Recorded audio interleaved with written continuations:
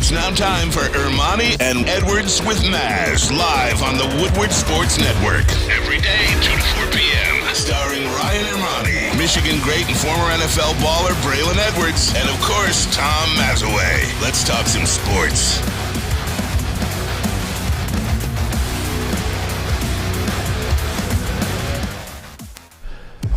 Let's talk some sports. It is Wednesday, November 30th, 2022. Ermanni and Edwards with Maz, Woodward Sports Network, woodwardsports.com, and of course, fox2detroit.com, the Fox 2 News app. Braylon Edwards, good afternoon to you, my friend. I hate this seat every time. Oh, my God. I every freaking time.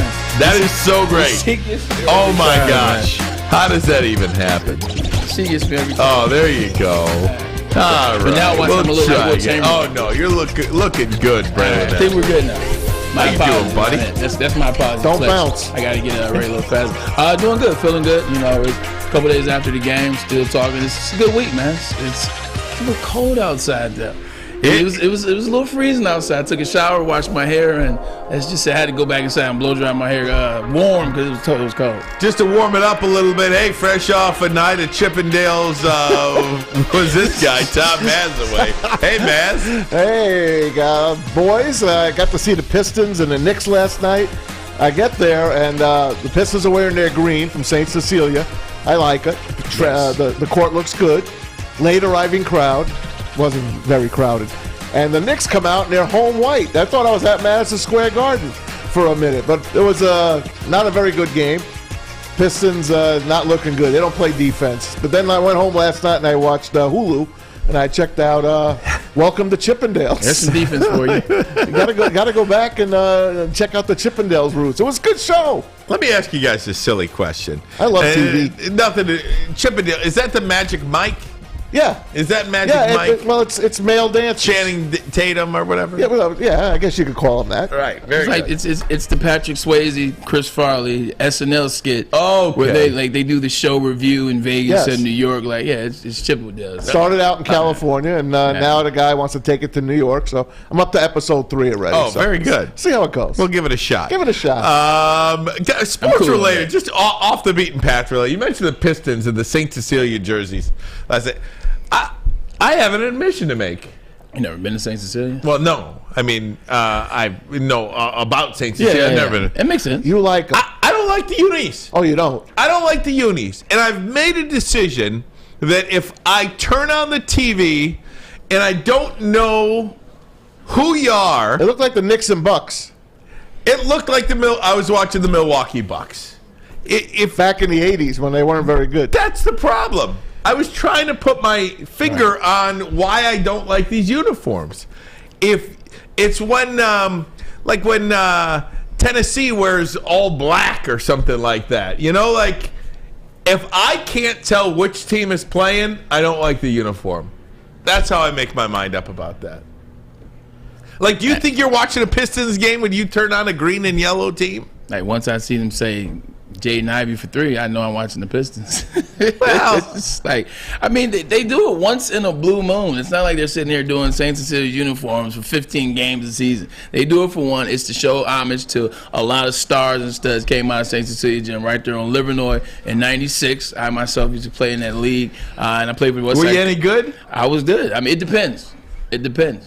Actually, no, it doesn't depend. I was good. I was good at my job. It's like a Dennis Rodman, or it's like an athlete. I know what I'm doing. My job is to get steals. My job is to get rebounds. My job is to press guys. My job is to get fouls. My job is to be physical. My job is to get dunks and set the tone. Like, that's me. So if in that realm, I'm damn good with what I do. Braylon Edwards jumping out of the gym there at St. 100%. I love the history of it. I didn't know. I do like that. Well, I love obviously. it. It's called the Saint. That gym's called the Saint, and the 3 stars above the Detroit Piston logo represents their 3 championships. Big Sean was the one that designed these uniforms. I love them. I think they're great looking. I think it pays homage to the city of Detroit too. But to your point, Ryan, of mine, when you originally said it, I understand that. Like, when you turn it on and you're looking and you're like, why are Michigan State wearing jerseys with neon yellow in them? Like, why are inserts? Why are you look at the Red Wings new uniforms that have the black in them? Like, why are the Red Wings? I hated those Red Wings uniforms too. Right. You just don't like anything new. Well, it's not that I don't like anything new. I love the teal Piston uniforms because, I mean, that... Did you always love those? No, I hated the Pistons uniforms back in the day. But it takes time. Again, I feel like you hate... And when they added the black and the Lions uniform, I mean, unless I cannot wait for them to change their color scheme. I hope they do that next year, by the way. But I feel like if you're going to change your uniform, you should do it within the color scheme or have a completely different color scheme. That's just how I feel about it. Could be stupid nonsense that I'm talking about here, but maybe we can run a poll on the WoodwardSports.com chat. Do you like the green unis for the Pistons or not? Keep it simple. Stupid. And how about That's the other question is, did you like the Red Wings retro reversibles? Yeah, I do not. The reverse retros. I do not like it. We could put both those up there at once, and I'll say yes to both. Very good. Yeah, I'm with you know what I like the most? I like Little Caesars Arena. And I'm a big Joe Louis fan, and I was a big Palace fan. Love the Palace. Hated the Drive. But I'm starting to fall in love with Little Caesars Arena. Now, first of all, we know it's not been built for basketball. It was built for hockey, and the Pistons were an afterthought. That's why, it's so steep upstairs. You can't go upstairs and enjoy a basketball game. But if you're down below and if you find a good seat in the 100 section, it's really fantastic place. And I really love it. And I'm starting to know all the nooks and crannies of it now, and that's why I've been going to a lot of games. If you get a good parking spot down there in one of the UWM lots, it's great. In and out, in and out, in and out. For me, the coolest thing about LCA is that it's right there downtown. Yeah. Like, it's connected to downtown, so you can either meet up friends beforehand and have a drink or see how work is going, get a bite to eat, or go after, or just go to the games. Like, it's cool because of that. It's cool because it's right in the heart of Detroit, or downtown Detroit. But with that being said, it doesn't compare to me to the Palace. Like, I'm a Palace guy. I love the Palace. I love the acoustics at the concerts in the Palace. I love the intimacy, like you said, for basketball games. Like, Palace was built for basketball games, and you're 100% right. When you go to games at LCA sometimes, you better sit low. 100%. Yeah. So it's just something about, even in the concourse level at the Palace, like, they put a lot of money into remodeling it around like the 2002, 2003, right around the time the Pistons, going to work Pistons, got good again.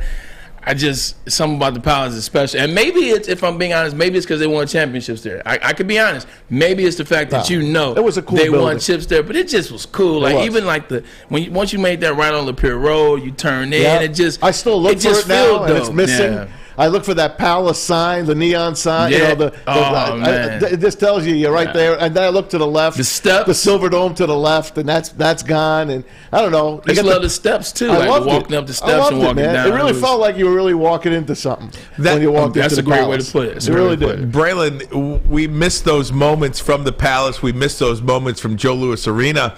And we missed those moments from the Pontiac Silverdome, to be quite honest with you. Love because that place. The tunnel door. Look, what's the biggest Lions moment in 20 years?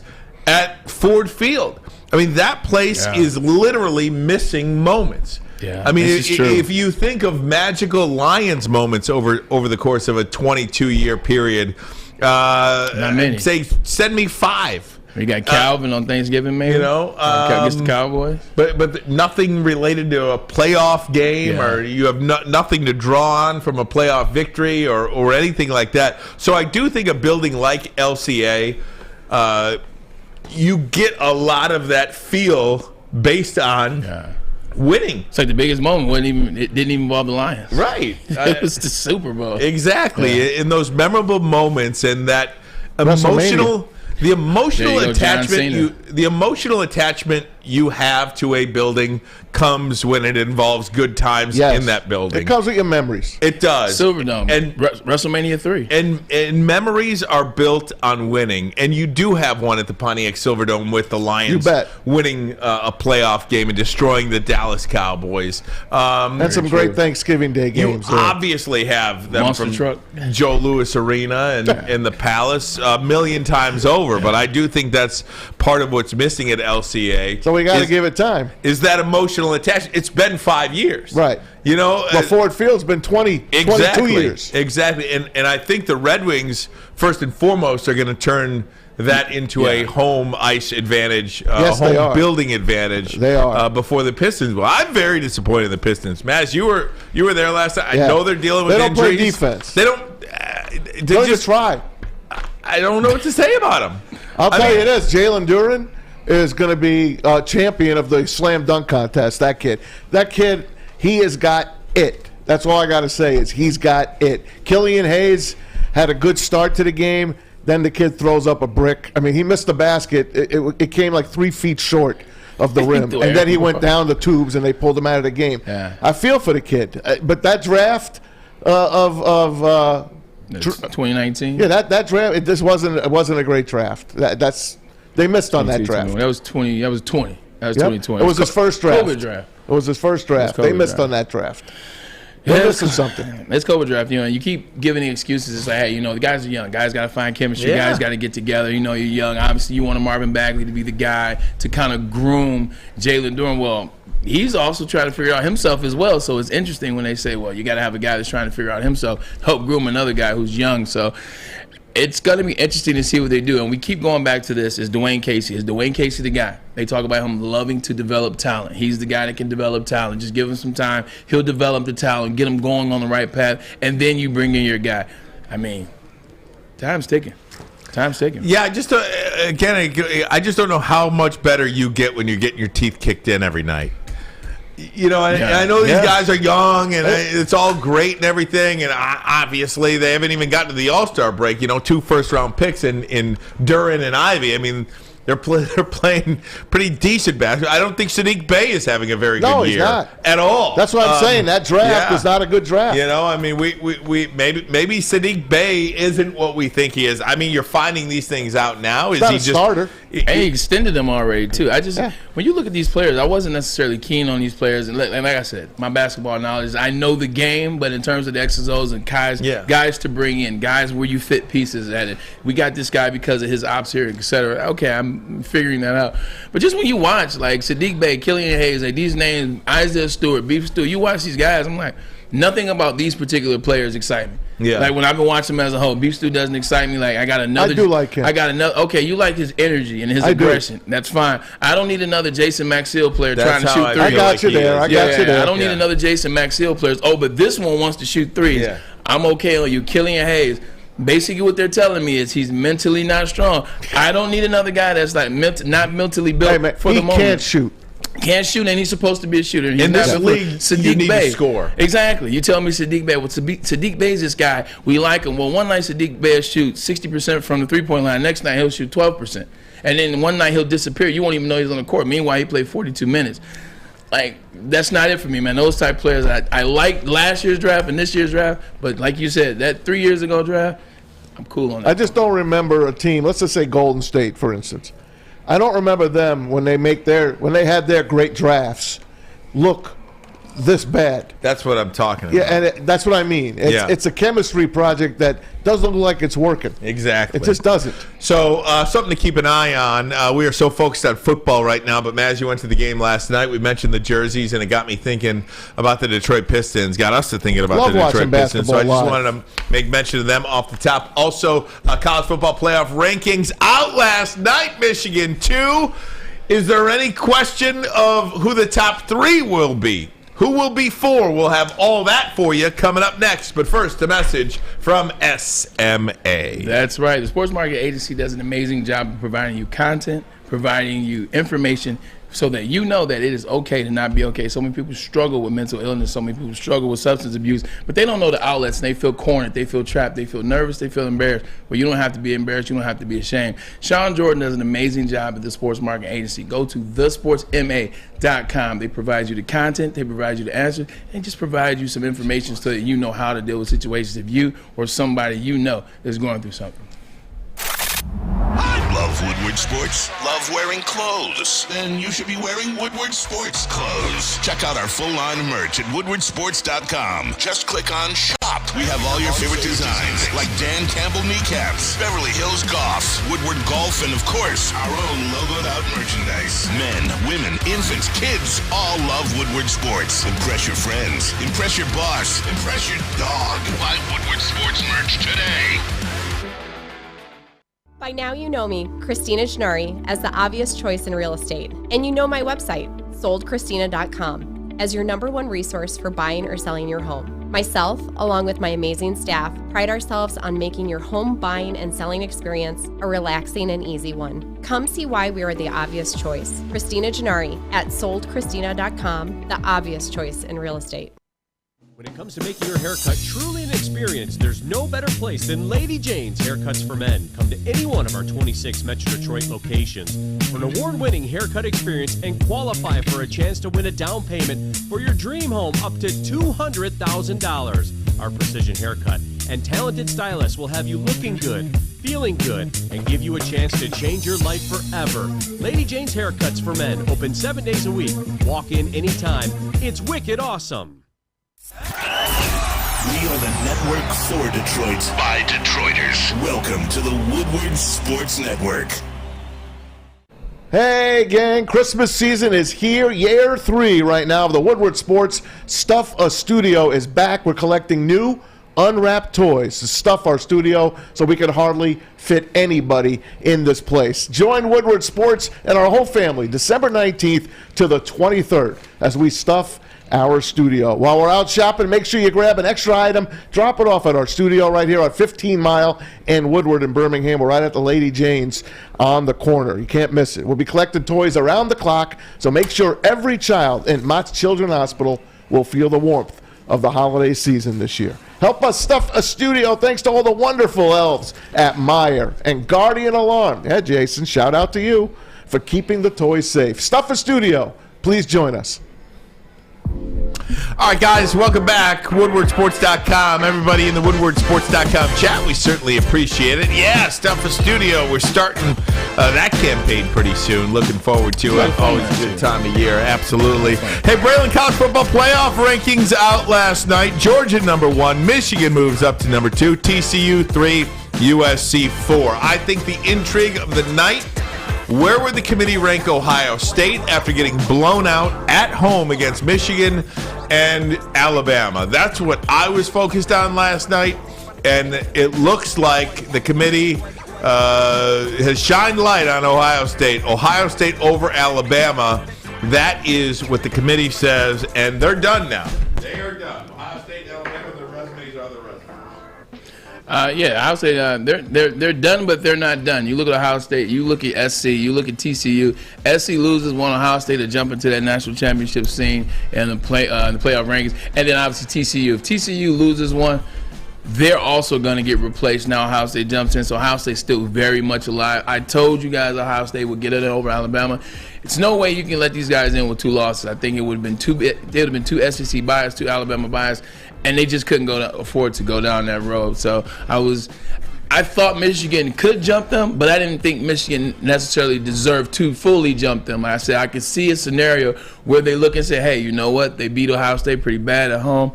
Let's put Michigan above Georgia, but I didn't think they had to jump Georgia, as Georgia is the reigning defending national championship, and they also did beat Tennessee very bad when Tennessee was ranked number 2 in the country. So this is about par for the course right now. I want to say that just something to your point, I think that TCU is in no matter what now. I mean, what if they get blown out? Barring some blowout, right. But as we've seen, Ohio State got blown out by Michigan. If USC loses to Utah in the Pac-12 championship game, should Ohio State get in? They play nobody this week. They can sit back, relax, let USC play the extra game. Is that deserving? But we've seen it already before. Alabama did the same thing in 2017. They lost to Georgia. They sat at home. They watched Georgia play in the SEC championship. They watched Ohio State beat Wisconsin, or beat Northwestern, in the West, and they won the playoff division. So they sat at home, and then they got a chance to jump. They jumped Ohio State, I believe, when it was all said and done. They jumped Ohio State. So you've seen it happen before, and you say, is it fair? TCU is a team, they're okay. Like, nobody really truly believes in TCU. If they lose one, you mean to tell me they did not win the Big 12 championship, they lost one, and you're not going to take Ohio State over TCU? Well, I think that was the intriguing part last night, the way they were talking about TCU. I feel like Alabama is done. Alabama's done for sure. So then you basically have 5 teams for 4 spots. And a 1-loss TCU losing to a top 10 team in Kansas State, would their one loss be worse than Ohio State's one loss, essentially? So if you're telling me TCU or Ohio State, if it came down to that, I feel like this committee is... TCU would get the I think they'd get in. But then that goes against how I feel about it being a television show. Both of you guys are telling me that if this TCU team loses in the Big 12 championship, which is the only reason why TCU really is being given this is because they're undefeated, and they're in the Big 12, they're undefeated. Well, they played well. You mean to tell me if they... Okay, but nobody likes TCU. They've been talking about TCU all year, like and now that they've gone 10-0, okay, well I kind of see TCU. Now they're 11-0. Okay, it took them a very long time to get there, and they still don't want to necessarily give them that credit. You mean to tell me if TCU loses, you think TCU is still getting into the national championship over Ohio State, a team that's there every year, a team that they love, a team that they still say is the best team to play Georgia? A lot of the analysts. Heather Dinich. Well, still some other ones that said that as well. Trust me, she's not the only idiot in the barrel as it relates to this conversation. She's not the only one in the barrel. You mean to tell me Ohio State's not getting in over TCU if TCU lose? Stop it. You're lying to yourself. They played the extra game. They've already won their division. Now they're playing in a championship game that Ohio State didn't make. Maz, the problem is you guys are having logic with me. Nothing about the college football playoffs has ever been logical as it relates to Alabama and Ohio State and the big dogs. I'm not arguing your logic.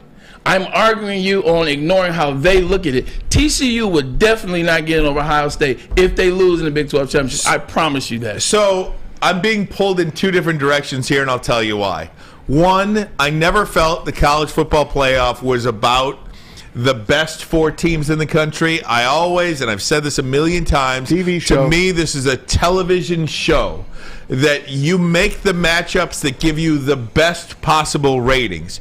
In that respect, I say Ohio State over TCU all day, every day. Right. When I heard the interview with the committee last night, I did get a sense that no matter what happens in this Big 12 championship, I got a sense, I could be wrong about this, but I got a sense that TCU is in and that there is only one spot to be determined. Is it USC or is it Ohio State?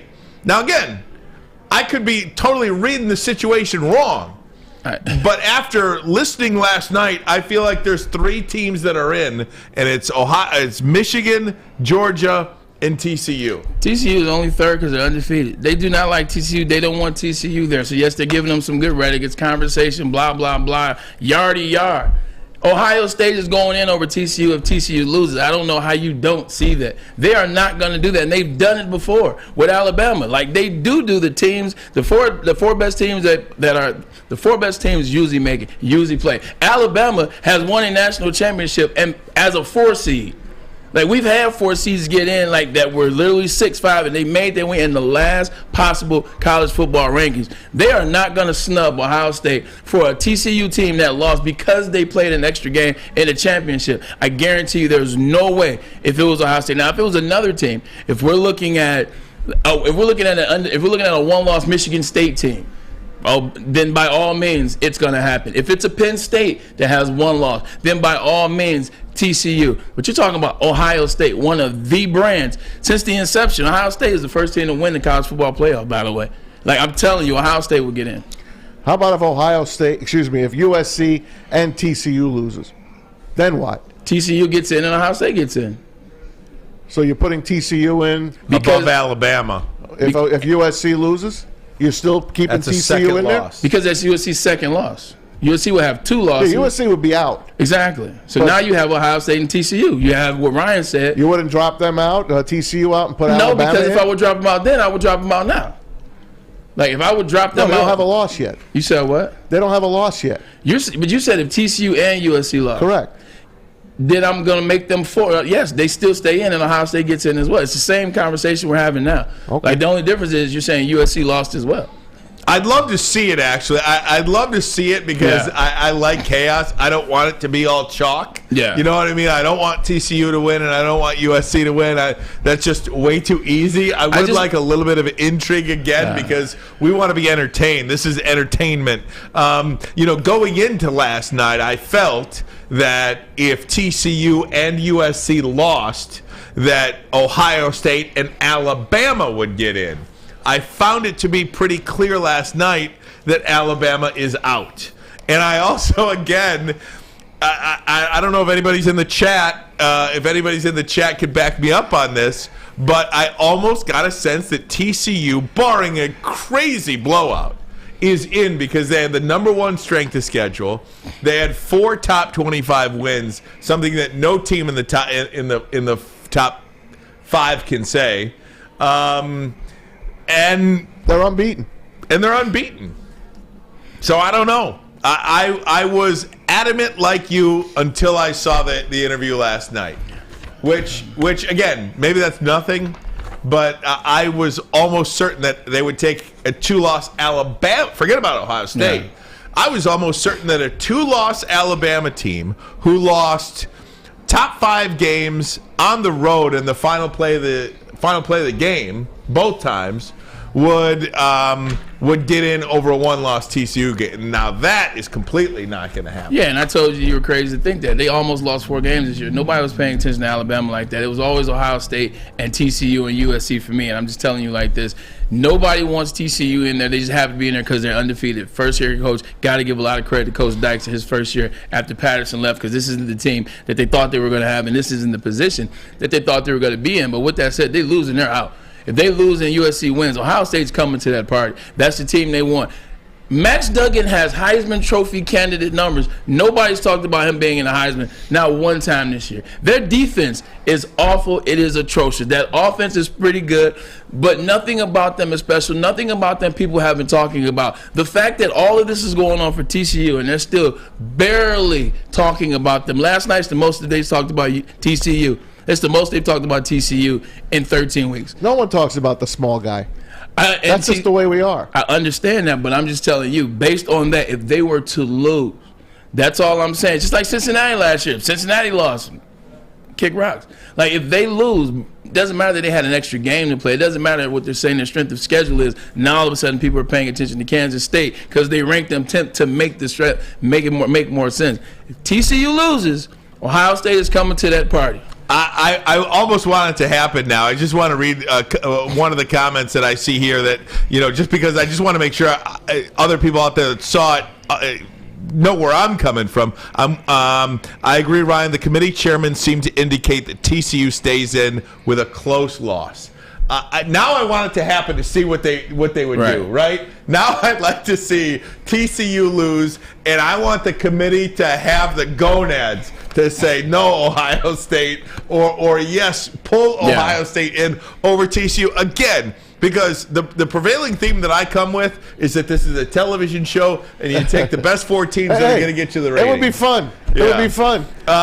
Do you want to see Michigan, Ohio State in the final again? Let's hold that thought, because do you want to see them in the semis? Because you may get that game in the semis if what happens. Oh, God. If this all happens. We'll talk about that. And is it time now to get rid of the conference championships? Do we just do away with them, which is a long-time moneymaker for each conference? Do you have to get away from the conference championship in 2024 when you go to the expanded playoff? Because you could have a team play 3 times. Yep. We'll get into that with Jim Brandstatter. We'll talk to Brandy next and get his take on the college football playoff, Michigan's win over Ohio State, all that good stuff. How far can Michigan go? Can they win it all? Will they win it all? We'll do it with Brandy. We'll do it next. But first, a message from the Foaling Warehouse. Yes, sir. In Hamtramck, 2 ways to play this game, football and bowling put together. You got to play, right? $12 unlimited open play or a private lane reservation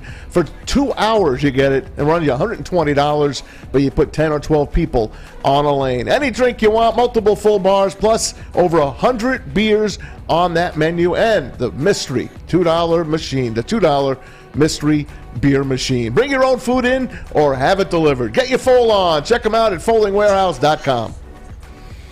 It's back. Year 3 of Woodward Sports Stuff a Studio is here. The past 2 years, we've collected new unwrapped toys and stuffed our studio so we could hardly fit in it. This year, we're doing it even bigger. Join Woodward Sports and our whole family December 19th to the 23rd as we stuff our studio. While you're out shopping or just sitting on your couch ordering presents, make sure you grab one extra and drop it off at our studio, 15 Mile in Woodward in Birmingham. We'll be collecting toys around the clock to make sure every child in Mott's Children's Hospital feels the warmth of the holiday season. It's the time of year to do for others. Help us stuff our studio. Special thanks to all the wonderful elves at Meyer and Guardian Alarm for keeping the toys safe. Stuff a Studio 2022 with Woodward Sports. It's a great day to get some Centron in your life. Okay. There it is. Centron, here we go. Gotta grab the cranberry. Oh wait, it's 2 for $4. Gotta double up with the classic as well. Centron World, baby. Centron, available at select Kroger's, and if you wanna know how, go to @CentronWorld.com. You get dope like me.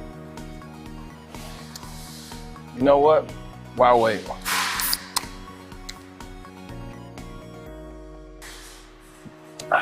Great taste, guaranteed.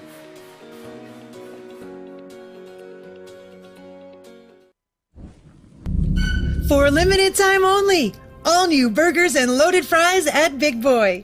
It's not a Slim Jim, it's the Big Jim. The chili cheese is such a tease. Guess what else is new? The bacon blue. How about upgrading those fries? Chili cheese fries, baked potato fries, nacho fries, what will it be? Satisfy those taste buds at Big Boy. You have an opinion? Make sure it's seen and heard. Corner, jumper. Tweet us, hop on the YouTube chat, slide in the DMS at Woodward Sports on all social media. What's going on, everybody? JB here, letting you know about Planet Fitness and how they are home to the Woodward Sports Studios, our very own, but also they are your home for your judgment-free zone where you can work out in a non-intimidating, judgment-free atmosphere for only $10 a month. Only $10? Only $10, guys. Or you can do yourself a favor and always upgrade to the black card with unlimited guest privileges, that hydro massage, and so much more. So join in club today, or you can always check them out at planetfitness.com. .com. So great to have you along. However you may be consuming Woodward Sports, we certainly appreciate it. If you're watching on woodwardsports.com, hello. What about fox2detroit.com? If you're watching on that platform, we say hello to you as well. Guys, let's bring him in. I know he was a happy man over the weekend. A long-time voice of the Michigan Wolverines, the great Jim Brandstatter. Brandy, how are you, my friend? Brandy man. Hey, doing well. Thanks, Ryan. Braylon, how are you guys? Doing amazing, Brandy. You one more year, and you would have got the 12-0. One more year, you would have got the 12-0. I'm doing great, Jim. 12-0. Timing is everything. Timing is everything, isn't it? This is true, but it takes a graceful individual to know when to step away. So grace is always amazing on your side, buddy. Look, I have no regrets. There it is. I am delighted with this football team. I'm delighted with the program. Jim Harbaugh has done a great job. His coaching staff has done a great job. All the team, the players have done a great job. So I have no regrets at all, man. I'm excited to watch them move on, win a Big Ten championship. Let's, curb the conversation on the playoffs right now, okay? We got to beat Purdue. Then we can talk about the playoffs. I'm in the old playoffs mode, Braylon. You play them one at a time, baby. This is very true, and luckily the players and Harbaugh, they're gonna play one at a time. Me as an analyst now, oh no, I'm already got my eyes on the prize, which is national championship. So my apologies, Brandy. Go ahead, Ryan. Hey, Brandy. It's okay. Brandy, let me ask you. The last 24 months have been just an incredible turn of events in Ann Arbor. I mean, so many people wanted Jim Harbaugh gone. Thought he was couldn't get it done at Michigan in 2020 after the 2019 season. Lost to Ohio State again. And then in 2 years has completely the tougher program, the better program, And this rivalry has flipped. How has he done it? Going back to his roots. You build in toughness. And toughness means you start at the line of scrimmage. Offensively and defensively, I think Jim Harbaugh went to work and recruited kids that could win that battle up front. And I think the other thing he did is he recruited kids where it mattered you're playing for Michigan. And it mattered that you're playing against Ohio State and Michigan State, these rivals. And I think that they take personal account of those rivalries and their play. And I think that attitude, I think, goes volumes into how you play in these big games. I also would like to go back just a year, and Braylon could talk to this. People were getting all over Jim Harbaugh. He took the conversation with Minnesota, remember? Yep. And everybody was up in arms. Oh, my God, what are these players thinking? Braylon, you know this as a player. As a player, you know this stuff goes on. It's not like you're a babe in the woods and you don't know this stuff is going on. They understood what Jim was doing. They weren't all upset about it, and I think it's proven how they came back and played for him this year with a great intensity and passion for the University of Michigan football program, and Jim Harbaugh. And I think it's gone back to fundamentals, Ryan. That's how he's done it.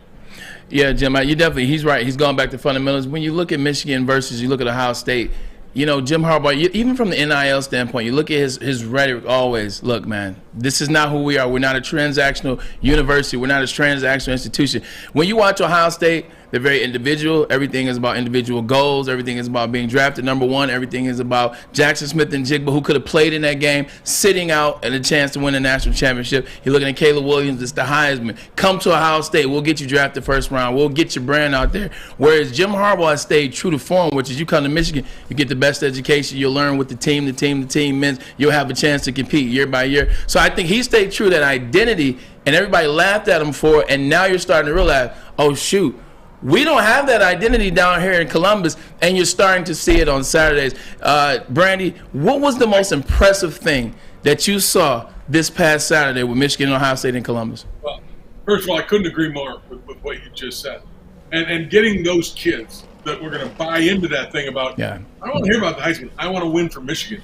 Getting those kids in the program, I think, is another reason how he turned it around. Yeah. The most impressive thing I think that I saw was the fact that Michigan, in the first half, they didn't play great. They got punched in the mouth. Ohio State came back, took the lead, all that stuff. This team never flinched.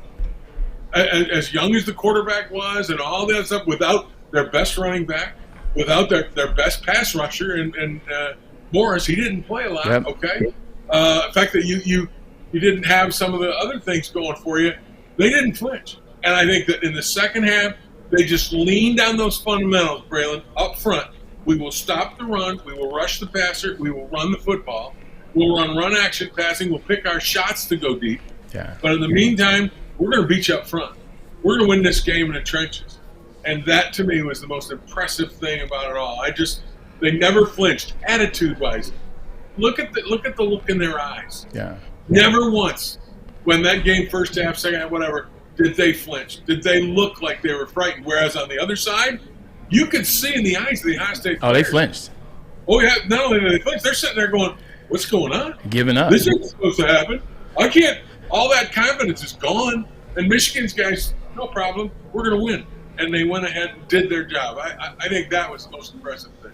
Hey, Brandon, quick thought before I pass it off to my boy Maz is, and we keep talking about this is great. When you look at it, when you look at Ohio State and you look at Michigan, look at how excited the players in Michigan have looked in the last 2 years. Look at the smiles, look at the energy, look at how they pass it from player to player. Look at Harbaugh, from Harbaugh to players, like everybody's smiling. Even when you look at Aiden Hutchinson at the Heisman, Aiden Hutchinson's smiling. He's excited to be there. He didn't expect to be there. This is all a bonus for Aiden Hutchinson. But look at Ohio State guys over the last 5-6 years.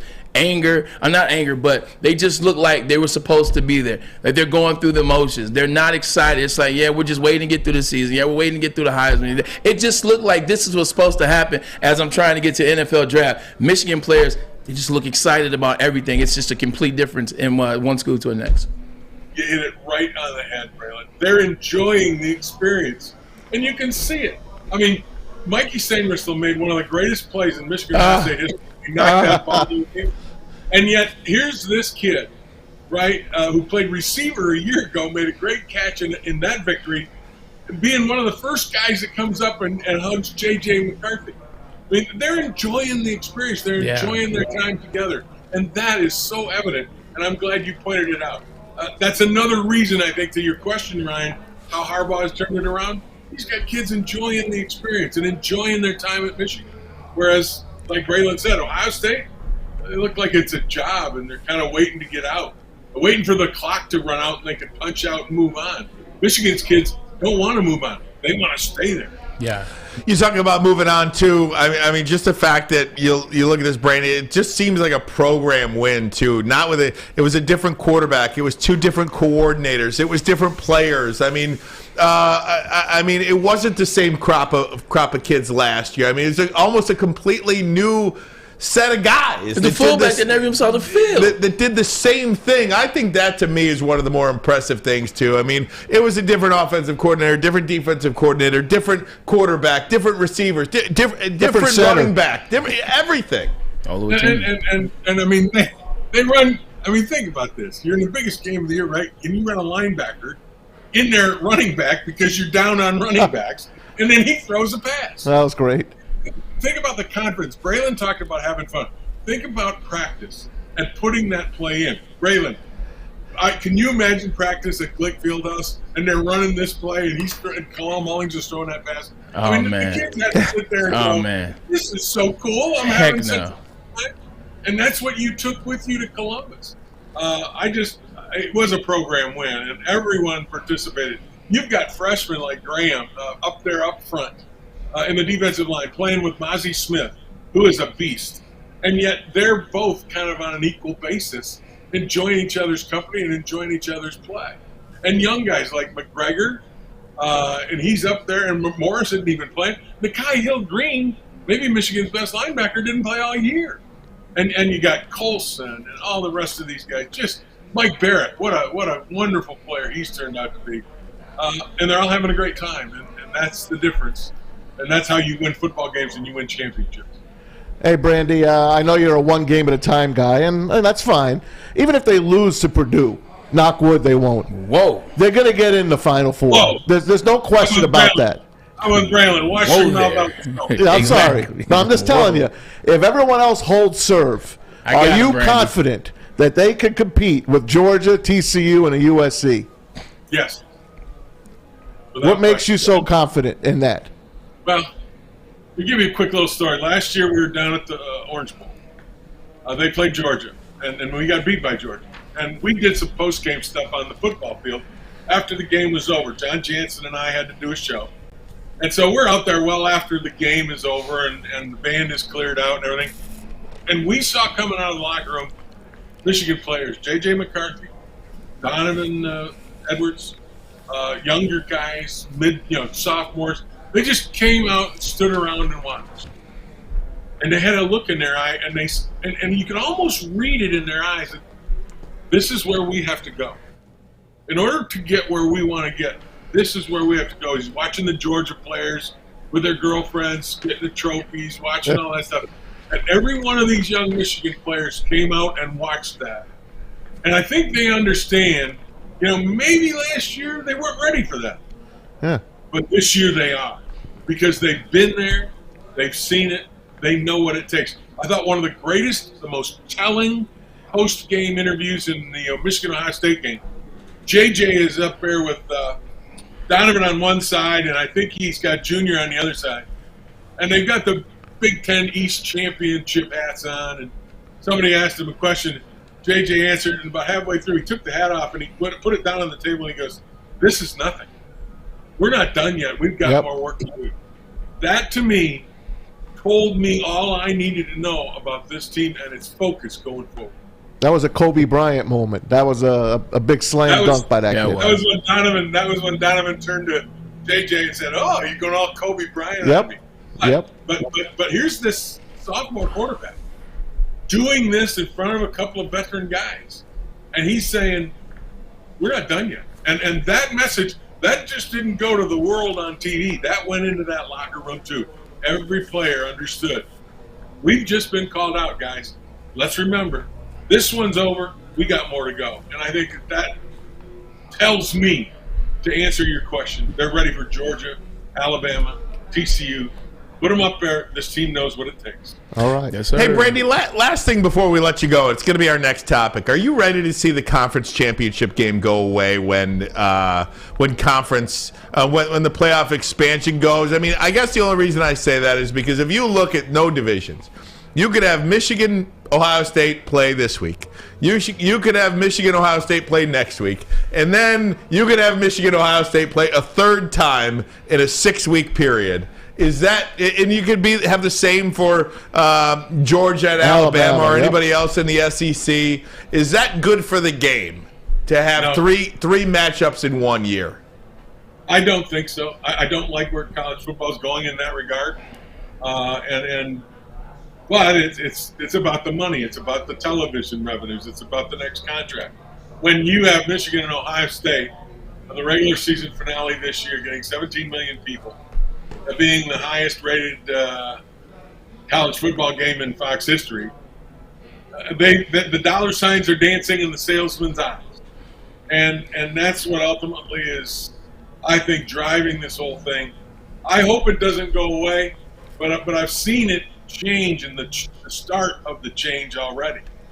And I just don't know where it's going to go. I hope it doesn't go where we lose. I'm worried that the conference championship doesn't mean anything anymore.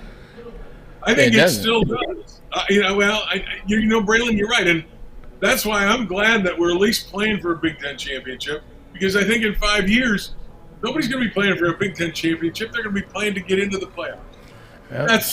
I think that takes the conferences and everything else out of the mix. And to me, that's not good for the collegiate football. It's taking the tradition out of college football, Jim. Like, you look at it right now, like growing up as a kid, obviously Stan Edwards was my father, so I grew up where the block end was it for me. But the Rose Bowl was the end-all, be-all for me.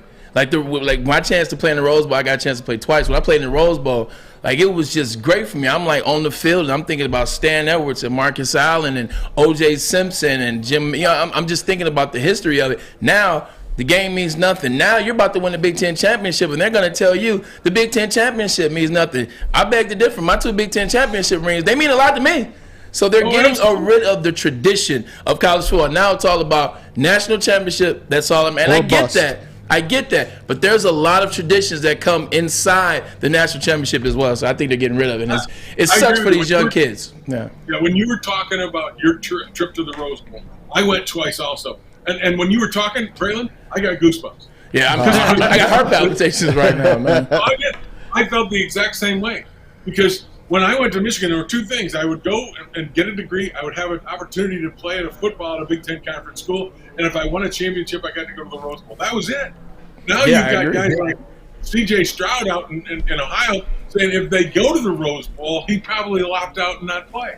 Could you imagine us, Braylon? Hell no. No. Well, it happened last year, dad Brandy. slapped the hell out of me. It happened last year with Olave and Garrett Wilson, and Olave opted out. That's part of the tradition where they don't understand the tradition of playing in the Rose Bowl or keeping these traditions alive in college football. It's about where my position in the draft goes. And you don't blame them because it's about costing them money. Ask Jake Butt, poor guy, goes down and plays in the Orange Bowl, tears the ACL up, and then has to go out to Denver. And I mean, it was sad, but it also takes away that great tradition Braylon talking about. And I see it all kind of disappearing slowly. I mean, within 10 years, we're not going to really understand and know what college football is. It's not going to have any similarity to what we've known in the past. Amen to that. Well, we got a little bit more to go, hopefully, to this season. Certainly, Brandy, would love to have you back, my friend. Love talking football with you. Love talking Michigan football with you. Number one, good to talk to you guys. Brandy, always a pleasure. Absolutely. The great Jim Brandstatter, everybody. So great to hear that voice around this time of year. Certainly want to continue on with some college football discussions. But first, a message from Les Stanford Chevrolet Cadillac. Thinking of a new Cadillac? Les Stanford will take care of your first payment. That's right. Your first payment is on Les. Plus, Les Stanford has $500 in cyber cash on all Chevys. Time to treat yourself. Les Stanford Chevrolet Cadillac in Dearborn. Dearborn. Go to lessstanford.com, lessstanford.com. Find a new road. Find them. Love Woodward Sports? Love wearing clothes? Then you should be wearing Woodward Sports clothes. Check out our full line of merch at woodwardsports.com. Just click on Shop. We have all your favorite designs, like Dan Campbell kneecaps, Beverly Hills Golf, Woodward Golf, and of course, our own logoed out merchandise. Men, women, infants, kids all love Woodward Sports. Impress your friends. Impress your boss. Impress your dog. Buy Woodward Sports merch today. At work and at home, we're there with smarter security solutions.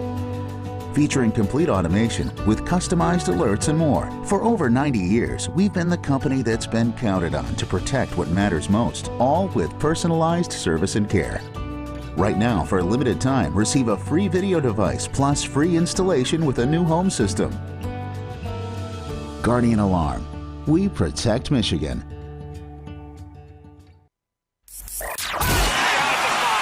3 NBA championships. Detroit fans were there. 11 Stanley Cups. Detroit fans were there. 4 World Series wins. Detroit fans were there. And that one Lions playoff win in 1991. Yeah, Detroit fans were there. Woodward Sports, where the fans are. At Alta. Alta matters. Alta Equipment has everything you need to get the job done. If you have a big project coming up, give Alta a rental a call today at 1-844-GO-TO-ALTA. That's 844-GO, the number 2, Alta. Welcome into a beautiful Wednesday. This is Ermanni and Edwards with Maz. Just talked to our homeboy Jim Brandstatter, former voice of the Michigan Wolverines, as well as the Detroit Lions. And you heard him talk about what the difference is right now with Jim Harbaugh and that school of Michigan. It's the physicality up front. Maz, I want to ask you a question. Yes, sir. You asked Brandy, you said, do you think Michigan can beat Georgia? Don't yell at me. TCU, USC. Don't you asked them, did Michigan beat them? Here's my only question to you is this. All right. Is why does it always with Michigan? Why does it keep becoming the next person that gets in there? Because I'll tell you why. I asked you about, like, we were talking about TCU and USC 4 or 5 weeks ago. Nah, I don't like them. They're not good. Or they're just okay. And you were very dismissive of them. And it was Ohio State to you was the only team that could compete with Georgia. Now Michigan destroys Ohio State in Columbus. They beat them down, and now Michigan's the number two team, and still I don't know if they can compete with USC. I got and TCU. your answer. Why is it that you keep moving the goalposts back on the University of Michigan Wolverines? I am a beaten down fan. Flat out. I root for the Lions, Giants, and Jets. They give me no joy. I root for Michigan. They basically give me no joy until this past 2 years. Matter of fact, I was embarrassed to be a Michigan fan the past 12 years with the way D'Antonio took care of business. Can't say I don't understand. I just can't. That's why. I feel that the Big Ten was really down this year. I feel that before last year, Jim Harbaugh, like I said, was a ghost of who he used to be. Right. But I also did say this year that I see the old Jim Harbaugh that I loved and fell in love with and couldn't wait. Prior to the snap. Correct. Quiet. As soon as trouble with the snap came, I just saw, like I said, I saw his ghost leave his body. And I think it did.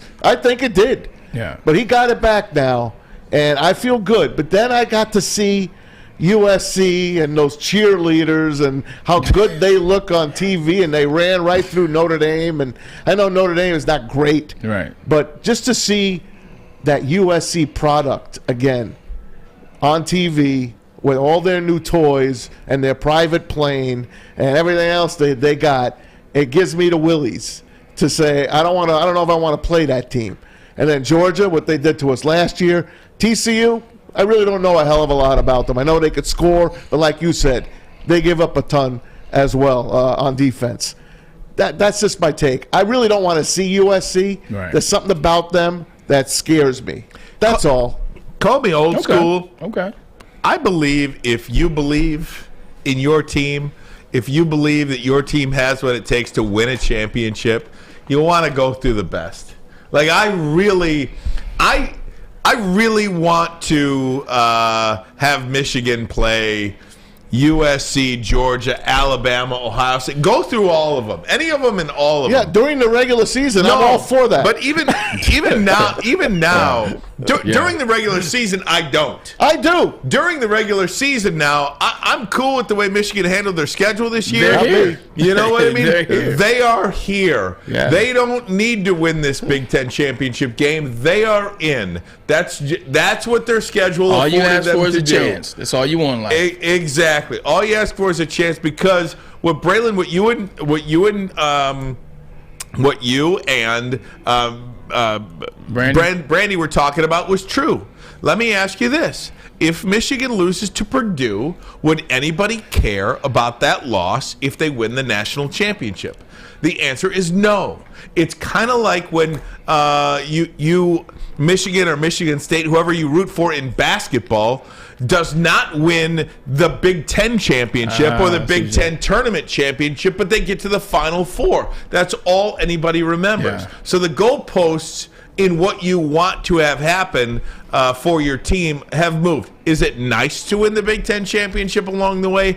Absolutely. But now the goal is not conference championship. If Alabama or Ohio State somehow sneak into the college football playoff and they win the national championship, do you think anybody's going to be sitting there that's an Alabama or Ohio State fan and say, darn it, we did not even play in our conference championship game? And that is why I want to ask you guys, is it time to get rid of this conference championship game? I feel like we talk about it all the time, but now it feels legitimate, because if you are going to expand to a 12-team playoff in 2024, can you have Michigan, and I know it's not always going to be Michigan and Ohio State. There will be other teams involved, but USC. Insert those two teams. Do you want to see Wisconsin, Nebraska? They'll be back. For my argument purposes, I'm going to use Michigan and Ohio State. Do you want to see them play the last week of the regular season, which will never go away, by the way? Yeah, it's never going anywhere. Don't say that. It will never go away. That is the one thing that will never go away. Just my opinion. Don't say it. USC, Michigan, Ohio State, and then play again the following week in the Big Ten championship. And then if they split, and then they end up in the college football playoff and have to play each other again at some point. I mean, you're literally thinking, because if there were no divisions this year, Ohio State would be in the Big Ten championship game, and both teams would be in the college football playoff under a 12-team scenario. This is very true. So you would have an opportunity to play the same team 3 times in 6 weeks. I got one. That's ugly. That's bad for college football. That's bad. That's terrible. That is bad for college football. And Brandy hit the nail on the head with the 17 million viewers. If you have 17 million viewers of the Ohio State Michigan game this past week, if you do it where, boom, there's no divisions and you're playing it that way, then that number goes down and down and down, and it takes away from the mystique and the lure of that game. What were you about to say, man? I was just going to say, this year, obviously, this is a sham championship game. Purdue didn't earn anything. They don't belong there. Neither does Wisconsin, Iowa, Minnesota, anyone else on that right side. No one belongs in that championship game. We just saw the Big Ten championship game. Yeah. Now, for Michigan to have to play another game, to me, is a waste of time. Not only that, you put your players at jeopardy. Another game. Meanwhile, if Ohio State's sitting on their hands and somehow sneak in, they're getting healthier, they're getting better, and Michigan all of a sudden, they get one injury. JJ goes down. What happens then? You're playing a meaningless game in this game. You think Georgia LSU means anything? Not anymore. It don't mean anything. It's very rare when a championship game in a conference actually means the whole conference. Like the 2 best teams, they're same schedule, same record, are really going at it. It never works. You know what they do? They're selling Dr. Pepper. That's what they're doing. But you know what? You can do that with the playoff instead. Just expand it like they are and forget about the championship games. CJ on the WoodwardSports.com chat says, I've been hearing that for 10 years. I understand that you've been hearing that for 10 years, but now the game is changing. Yeah. Now you are adding 12 teams to the college football playoff. Now it is. 2 years it's happening. Now it is more likely that divisions are going away with conference expansion. You've got 16, 18, 20 teams joining these power conferences, and then with the college football playoff expansion, it just doesn't make sense for the same team teams to play each other 3 times in one season. We can leave that there. Guys, Lions and Jags. Yeah. Kind of one of the uglier games of the week, but also one of the more intriguing. Especially after how Trevor Lawrence has been playing. And you look at the Jacksonville Jaguars, how Trevor Lawrence and that team is playing, that resiliency that they showed, man, against Tampa Bay and Tom. We're catching them at one of those Detroit Lion type moments years in the season, man. Without question. So we'll get to some Lions and Jags conversations. We'll do it next. But first, a message from Lady Jane's Haircuts for Men. Come to Lady Jane's for an award-winning haircut experience and register for a once-in-a-lifetime opportunity to win a down payment for your dream home up to $200,000. Lady Jane's open 7 days a week. You can walk in anytime. It's wicked awesome. Wicked awesome. It's back. Year 3 of Woodward Sports Stuff-A Studio is here. The past 2 years, we've collected new unwrapped toys and stuffed our studio so we could hardly fit in it. This year, we're doing it even bigger. Join Woodward Sports and our whole family December 19th to the 23rd as we stuff our studio. While you're out shopping or just sitting on your couch ordering presents, make sure you grab one extra and drop it off at our studio, 15 Mile in Woodward and Birmingham. We'll be collecting toys around the clock to make sure every child in Mott's Children's Hospital feels the warmth of the holiday season. It's the time of year to do for others. Help us stuff our studio. Special thanks to all the wonderful elves at Meyer and Guardian Alarm for keeping the toys safe. Stuff-A Studio 2022 with Woodward Sports. Hi, I'm John from Better Rate Mortgage, and to me, family is more than blood. That's why I have the biggest family in Metro Detroit. If you're looking to buy a house or refinance and need a loan, come get treated better than family by me and our entire team here at Better Rate Mortgage. We pride ourselves on giving you better advice, better service, and a better loan experience. That's why we are Better Rate. If you're looking for a new mortgage, come get treated like family. Actually, better with Better Rate Mortgage. Visit us at mybetterrate.com or call at 248-480-4467 today. When you need apparel, there's only one place to go. Big Frog in Novi. With no setup fees, no artwork fees, no minimum, and a 24-hour turnaround, you can have your whole team outfitted in no time. Embroidery, direct-to-garment, vinyl, and screen printing, Big Frog has it all in all the styles you want. So whether it's a sports team, fundraiser, school event, or corporate needs, Big Frog is your one-stop destination. Visit bigfrog.com/Novi or call 844-4-BIG-FROG. A ton of fun, a ton of sports, and a ton of man meat. Welcome to the Woodward Heavyweights, live daily 5 to 7 p.m. on Woodward Sports. Downtown Detroit is all decked out this holiday season decked out with the return of the Cadillac Lodge and the Monroe Street Midway. The Midway's always got the giant slide, the winter bumper cars, and of course the indoor arcade. Now, I know our Pistons let us down last night, but you can always stop by the Lodge to grab a drink before or after the game. Eat, shop, and play downtown all winter long with Decked Out Detroit, and you can always check them out at deckedoutdetroit.com. We have to understand what's going to be coming into Ford Field on Sunday. If we don't, then we don't have a chance. But as long as we do and we continue to improve, because I do feel like we've improved over the last 4 weeks, we have to improve again. You know, even a little bit more. If we do that, then we, you like our odds. I like our odds. That's Dan Campbell talking about the Jags game this Sunday at Ford Field. Lions and Jaguars, a matchup of the 2 worst teams in the league last year. They are not the 2 worst teams in the league this year, but they're not far away. For as good as we think the Detroit Lions have gotten this year, they have the same amount of wins as the Arizona Cardinals, the New Orleans Saints, the Carolina Panthers, the Green Bay Packers, the Las Vegas Raiders, the Jacksonville Jaguars, the Indianapolis Colts, the Pittsburgh Steelers, the Cleveland Browns. It's funny you said the Cleveland Browns. I wanted to say something real quick before I forget. Deshaun Watson's coming back this week. Deshaun Watson will be back, talking about the Cleveland Browns. I told you guys he would probably do a 6-game, was it like a 6-game suspension? Because I thought that he would come back against Burrow, Cincinnati. Monday Night Football against, obviously Cincinnati Bengals. I said it's always about the dollar sign. Like it's always about, a storyline. What did you tell me? I said that he would come back around there, but I said he would come back when it mattered. I told you. But I did. I told you it was going to be a game that mattered. Deshaun Watson coming back. Who was he playing against his first game back? The Houston Texans. I told you it's always about money with the NFL, man. I was wrong I thought it was going to be the Bengals, but this makes me even more right. What? Oh, this guy over here. What did you, Braylon Edwards, what did you say? I told you. Take it back. I told you. I told you. I told you. I told you. I told you. Did you say the words, I was wrong? Hey.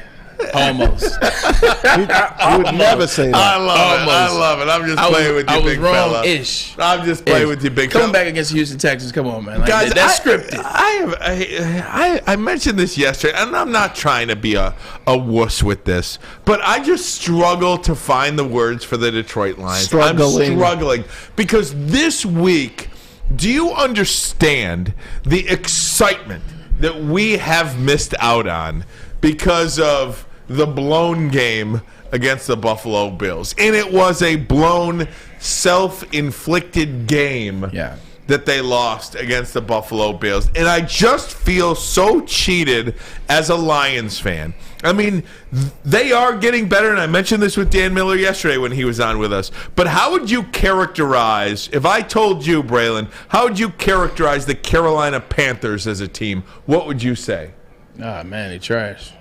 They have the same amount of wins as the Carolina Panthers. Maz, if I asked you to characterize the New Orleans Saints, what would you say to me? They're dog crap. The Detroit Lions have the same amount of wins as the New Orleans Saints. The dysfunction of the Arizona Cardinals, what would you say about the Arizona Cardinals right now? They need to almost fire everybody on that team with the exception of DeAndre Hopkins. The Detroit Lions have the same amount of wins as the Arizona Cardinals. What about the Jacksonville Jaguars, the worst team in the league from a year ago? How would you characterize their season? Tricky. The Jacksonville Jaguars, just like the Lions, tricky because they play decent early on, then they look bad, and they play decent now. But to your point, not that good. The Detroit Lions have the same amount of wins as the Jacksonville Jaguars. How would you characterize, Braylon Edwards, the Pittsburgh Steelers this season? Oh, injuries and inconsistency. Rebuild. But once again, bad. Rebuild. A rebuild. They brought in a new quarterback. They gave the year up to give Pickett a chance. The Las Vegas Raiders, Maz. They're just a disaster. Dumpster fire. The Detroit Lions have the same amount of wins as the Las Vegas Raiders. So what I'm trying to tell you is this. I know I feel like I think they're getting better, but man, this is the NFL. It don't matter. The margins are that small to begin with. You are this far away from being here, and you are this far away from being here. It doesn't matter until you bring me the results. And I'm not one of these guys, you win 3 games this year, then you can win 6 games next year, and then maybe you get to 9 or 10 the following year. I'm not that guy. The NFL allows you to get good quickly. That's their model. And it's up to any certain regime to get good quickly, or they move on to the next regime. And it's not that easy, maybe. That's why we see guys fired all the time. You look at the draft where the Jets took the quarterback, Zach Wilson. Looks like a blown number 2 pick. Totally blown. I would agree. Number 2 pick. You can't blow picks like that. The NFL allows you to get good if you have a good GM, you hire the right coach. The NFL allows you to get good if you get a good GM and hire the right coach and you draft the right players. All those teams that you just named, with the exception of Stefanski and Mike Tomlinson, because they're in a rebuild, all those coaches are bad. Every coach on that list you name is bad, or they're not that good, or they're new. Guess whose name is on that list? Is Dan Campbell. When you look at the Detroit Lions, you talk about the positive things that they are doing, because they are doing some positive things, but they're also doing a lot of the same things. We're losing in a lot of the end of the games in the way the Detroit Lions lose, making those Detroit Lions bonehead plays. But it's coaching. The one thing I would caution you to push back on as it relates to the Detroit Lions, and you're telling me they almost won this and they almost won that. It's coaching. Nobody told you to go out and hire Dan Campbell.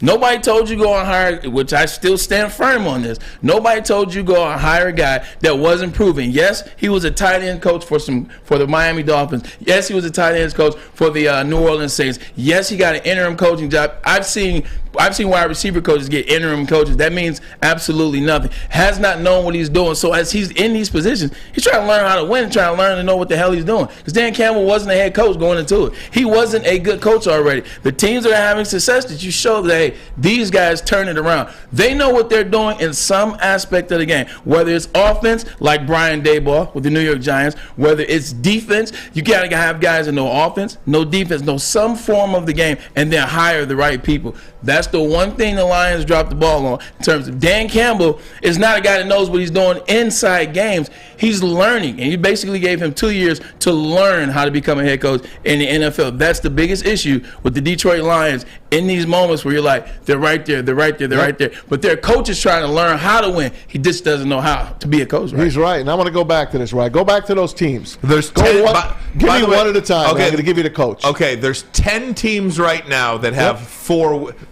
wins. Yep. 10. That's a third of the league. Give me the names. Has 4 wins. Give me the team. Okay, Cleveland Browns. Stefanski. He's okay. And that's why I say he's okay. He got to the playoffs. Exactly. He's okay. He's all right. Let's go next. Pittsburgh Steelers. Tomlin, of course. Exactly. Okay. Jeff Saturday. Saturday. Forget it. Just give me the team. Jacksonville. Jacksonville is a Super Bowl winning coach. Doug Peterson. I give him definitely time because of what Urban Meyer did last year. He's getting that team. Josh McDaniels trash. Get rid of McDaniels.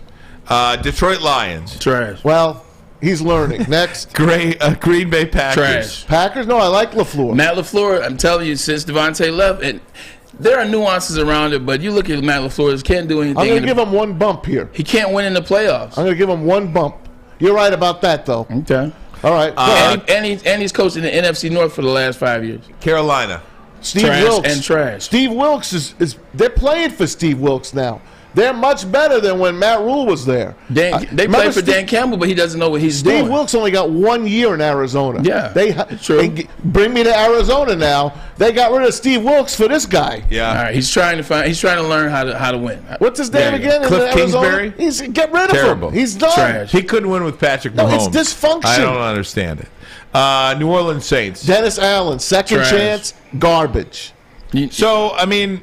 There you have it. You're noticing? Yeah. It's unfortunate we're lumped into those things. The only difference is Dan Campbell is a first-time head coach. All those other guys had their chances already. They've had their chances already. Now, Dan Campbell's blown 3 games for the Lions. Not a question about it. Blown 3 games. He gets till next year to show How many games last year did he blow? Well, that doesn't even count. You got to add those in there. Yeah, well, then it's quite a few He got more. better players this year. No, that's true. That's true. But He's got to get better down the stretch. Otherwise, they have no chance of surviving against a team that has a good coach. You think he's not going to outcoach Doug Peterson this weekend? He's not. Doug Peterson's going to have it on him this weekend. But I mean when you Mike McDaniels, what a great coach he's turned out to be. I think when we sit here trying to find our optimism because we are starving. I mean, imagine the most beautiful steak you've ever seen in your life, so beautiful and juicy. Oh my God, I can't wait to dig in. You look at the Detroit Lions like this, you want them to win so bad. But when you look in the mirror and you see that they're no better than the Carolina Panthers, or they're in no better spot than the Pittsburgh Steelers or the Arizona Cardinals or the New Orleans Saints. The Falcons are better than them. The Falcons are better than them. They should have won last week. But I think one of the big things about it is when you're looking at a team, like when you're assessing a team, Ryan, you got to assess it by levels. And I think when you do it that way, you'll find out where are we missing? What's missing about our franchise, our organization? When you look at the Detroit Lions up against those teams, our offensive line, when healthy, is better than most all those offensive line. DeAndre Swift, when healthy, is better than almost all their running backs, except maybe Travis Etienne, who I liked at Clemson, liked him a lot. Maybe except Travis Etienne, but he's better than all those running backs. I know he got hurt last week. I saw that game. When you look at the defense, you look at young budding stars, you look at a Kirby Joseph, or you look at an Aiden Hudson, you look at some of the young guys, you're like, okay, so they got some young stars, they got some things going. Okay, it's comparable. Where's the issue at? Look at Dan Campbell. Bing, ding, ding, ding, ding, ding. That's where you come up with, this is where the Detroit Lions are losing a lot of their games. It's because of their head coach. It's not necessarily because of their players, their quarterback, their offensive line in it. It's because of their head coach. But they could and their quarterback. But they could use a quarterback, and I'll tell you exactly who they should go get. Just throw it at them right now. We'll talk about it next. But first, a message from Chili Peppers Tanning. All right, guys, 27 locations, 2 right here on Woodward, right next to our Birmingham studios. Get on down there and get some vitamin D, because take a look out your window right now. We all need it. And if you join the Pepper Club, they'll save you $5 against any competitor on unlimited tanning and more. The cleanest salons in the D, the hottest bulbs, the hottest deals, the darkest tans. It's ChiliPeppersTanning.com. Love Woodward Sports? Love wearing clothes? Then you should be wearing Woodward Sports clothes. Check out our full line of merch at woodwardsports.com. Just click on shop. We have all your favorite designs, like Dan Campbell kneecaps, Beverly Hills Golf, Woodward Golf, and of course, our own logoed out merchandise. Men, women, infants, kids all love Woodward Sports. Impress your friends. Impress your boss. Impress your dog. Buy Woodward Sports merch today. Introducing the Planet Fitness Guide to getting that post-workout glow. Step 1. What's your why? More epic energy? Better sleep? Blow off steam? Step 2. Join Planet Fitness for just $10 a month and get moving in our clean and spacious clubs. Step 3. Bask in that post-workout glow. Join Planet Fitness today for just $10 a month. Join today at any of the 50-plus Detroit area locations. I'm Dr. Jason Olafson, DC, the founder of the Custom Health Centers, and we've helped thousands of people learn how easy it is to lose weight and keep it off with our customized weight loss and body contouring programs. With Custom Health, you don't feel hungry, you eat well. My name is Simeon Timbuk, and I've lost 71 pounds on the program. Call us at 844-789-THIN or visit CustomHealthCenters.com for a free consultation and get started for as little as $5 a day. Get a shot up. This is for the win. All of Detroit's sports teams live on Woodward. All of Detroit's sports coverage lives on Woodward Sports. Driving the best in Detroit sports coverage. Time to get energized, so time to talk about Centron, the official energy drink of the Detroit Red Wings. And now, for a limited time, they have put all their flavors into a limited edition 6-pack. Go to CentronWorld.com/Red Wings. Centron, we're trying to re-energize the community. That's why they teamed up with all 4 sports teams and WoodwardSports.com. Who better than to do it than us 6 put together? Centron, drink it, live it, baby, with Centron. And I think the thing is, we can't think of a streak. We just have to think of this week. You know, we just have to think of winning this week, winning Wednesday, winning Thursday, winning Friday, winning Saturday, and let it all kind of take care of itself. It is huge. It's Frank Ragnow. Had to put the rear view mirror in the rear view mirror and keep those objects back there. Could have been a 4-game win streak. I mean, I just, by the way, I have to give myself a little bit of love for a second. You know when we did the season predictions? Yeah, of course. I got an entire row correct. Nice. The second row, like it's, the way it ended up was 1 row, 2 rows, 3 rows. I'm confused. I'd have to show you the graphic. We'd have to pull it up. In other words, he got all the wins and losses correct on the last 4 or 5 Lion games. In the last 7. Last 7. Yeah. When we went game by game. Yeah. Oh, wow, okay. Yeah, the last 7. Okay. The season prediction. The first 7 are a disaster. Not for me. Not the first. It was 6. It was 6, something like that. Well, so good for you, buddy. Either way, good for you. Congratulations. Jack. Good for you, Jack. Anyway, guys, wanted to bring this up because one thing that the Detroit Lions have never done, it's take a chance. All these teams that we mentioned, what separates them from being just another team in the league, just another rebuild? Because I do think you are a great quarterback away from being in the top 10, 12 teams in this league consistently. And I just think now is the time. And some defense. What's that? And some defense. And some defense, sure. Yeah.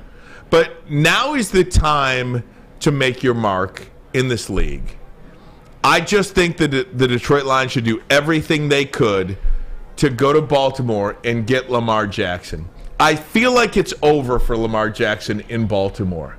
I think the bad blood, the makeup of the team, the head coach, I just don't think the future is all that bright, whether they pay him or not. I just don't think the future is all that bright in Baltimore. I don't like it. They've won a couple of different Super Bowls in a couple of different periods. I just, I love John Harbaugh, but when you're in some place for so long, that voice begins to fade in a big way. Can't get him a running game, can't stay healthy, never got him any wide receivers. They have not built their team around Lamar Jackson. I think the Baltimore Ravens have failed Lamar Jackson, to be quite honest with you. So it's with that I think the Baltimore Ravens should just go and try to rebuild their team, and they should do it with the Detroit Lions draft picks. I think the Lions should go to Baltimore and do whatever they have to do to get Lamar Jackson here to Detroit. So I'm proposing 2 first-round picks for Lamar Jackson and a $250 million extension. Would that get it done? This year's number 1, next year's number 1, and this year's number 1 being the Lions pick. Would that get it done? I think it does get it done. You got to have a quarterback like that. I think he personifies what that looks like. The quarterbacks today, being able to win, being able to run on, use your feet, being able to use, have the elite arm, if you will, and just be one of those guys. When you watch him, this guy right here is flashy, he's dope. He's into the team too. That's the other thing. See, that's another thing that Lamar Jackson doesn't get credit for. He's always talking about the Baltimore Ravens. He's always talking about watching film. He's always talking about getting better. How can he get better? Like, he's there. He's there year round, whether he was fighting for a contract or not. He was there. He was in the midst. He was trying. He was in Baltimore. I talked about John Harbaugh before the season started, saying that this is a guy that's on the hot seat, but nobody knows about it. I say because if you watch what he's done the last 7 years compared to his first 7 years, he came out the gate hot. Last 7 years, not so much. Hasn't made as many playoffs as he did in his first 7 years. He's got knocked out of playoffs in the first round the majority of the time, and then once he snuck to the semifinals where they also lost as well. So it's now you're starting to see that. You're starting to see the chinks crack in his armor. John Harbaugh, just look at the defense. Like, they've always been known for defense in Baltimore. Always been known for defense, and in the second half they can't play any defense. In the fourth quarter, they're legitimately giving up 4 17 or more point leads in the fourth quarter. They've given up and actually lost those games. So bringing him over here in terms of Lamar Jackson, man, that is amazing. You bringing Jameson Williams, healthy DeAndre Swift, the weapons they have, and also it allows you to finally breathe, decompress, and stop thinking about the quarterback. So much is made. Is it Jared Goff? Is it Bryce Young? Is it C.J. Stroud? Is it the following year with Caleb Williams? Can he hold off until 2024? That's the main question we're still asking as we're watching the Detroit Lions try to get better, actually get better. We're seeing them win games. You knock that out the way, Ryan, this year, you open up a lot of room for the Detroit Lions to get increasingly better. Pass. What was the name I brought up last year to you guys after he threw for 400 yards? Mike White. Mike White. He's going to throw 3 picks this week, by the way. But go ahead. If he does, he does. Then the following week he's going to throw for 400 yards. All right, because they only gave him 2 freaking games. Right. Okay? He's a winner, that kid. Let me give you another name. Tyler Huntley. The Ravens already have a great quarterback in Tyler Huntley. Not great. A very excellent quarterback that I think could become really a terrific starter in the NFL. Then I'll give you a couple other names that are off the side. Derek Carr. And I kind of compare him with Jared Goff. Would you not say that? No, Derek Carr? Yeah. You think it's an upgrade on I think Jared it's a Goff? slight upgrade. Maybe a slight upgrade. Maybe a slight upgrade. Maybe a slight upgrade. I don't. He has more moxie. He has more grit. Like, when you watch Derek Carr, more moxie, more grit, a little more assertiveness about him. Looks like he can lead a team a little bit more. He has that factor about him. Like, I see that. Would the Jets send you Mike White, or you think Mike White's going to win the job and all of a sudden you have Zach Wilson sitting on your bench with a rookie deal? Would he become available, and would you like to take a chance on him? Or the wild card in this, and I sold it myself on Thanksgiving night when I watched the New England Patriots and the Minnesota Vikings. Mac Jones looks like he, to me, has taken the next step. I think Mac Jones is going to be a terrific quarterback. They have Bailey Zappe. That's their Jimmy Garoppolo from back in the day. Bailey Zappe. Yeah. Would you send something over to New England to grab him. And what makes you think maybe they're going to? Why would they trade him? But you got to make it interesting. Why am I going to get two quarterbacks that are nowhere near better than the quarterback that we already have started that we already want out of here? I'm not going to get Bailey Zappe, nor am I going to get Mike White. But neither one of them are better than Jared Goff. And neither one of them. How do you know? Because they're not. If they were, Mike, they wouldn't get drafted in the rounds that they got drafted in. Look, Mike White, I love him to death. I love Mike White. I'm not bringing him in. Not to mention, Mike White might not get out of New York. Right. Because it's over with for Zach Wilson I'm saying in New York. Zach Wilson's available. But why do I want Zach Wilson? And he just got benched for a dude that didn't even get drafted. I'm just telling you. Like Zach Wilson's out. One thing don't work in New York, it might work in Detroit. But what I'm saying is, we're sitting here. The Detroit Lions are building their championship franchise. Like, they're building what they believe to be their championship franchise in 2024 and the years moving past. Why would we bring in individuals that are not going to be able to lead that team, that we don't believe to be like? You're talking about bringing in Lamar Jackson being a game changer, and we're agreeing with Lamar Jackson. Even Derek Carr, I like the Derek Carr scenario. I like Derek Carr. He just got paid. He's making a lot of money. Understood. So was Matt Stafford, but they found a way to make that process happen. I'm just saying, for what the Detroit Lions are doing, you got to have guys coming here. Like, if you're going to bring somebody in here, it's got to be a dude that resonates with the team. Because he ain't out there in the draft. Well, it may not be. You may not draft him this year. I mean, he was talking about Lamar Jackson, and I said I like the Lamar Jackson scenario. It's a long shot. Again, Mike White turning your franchise around is a long shot. That's true. That you can't deny that. That's a long shot. You can't deny that. I like Mike White, He but comes cheap. I understand that, but I mean, there's a million ways we could go with this. Are we going to keep getting Hondas in here to try to win the Grand Prix? Well, or are you finally going to get some Lamborghinis and some Ferraris? What if I told you the Rams end up with the number 2 pick? Yeah. You draft Will Anderson Jr. Yeah. And trade your 12th pick and next year's number 1 to the Ravens for Lamar Jackson. So you end up with Lamar Jackson and Will Anderson. Yeah, I would do that in a minute, right? Sign him to a $250 million. But it's a long shot. That's kind of what I'm talking about here, and I don't think it's as.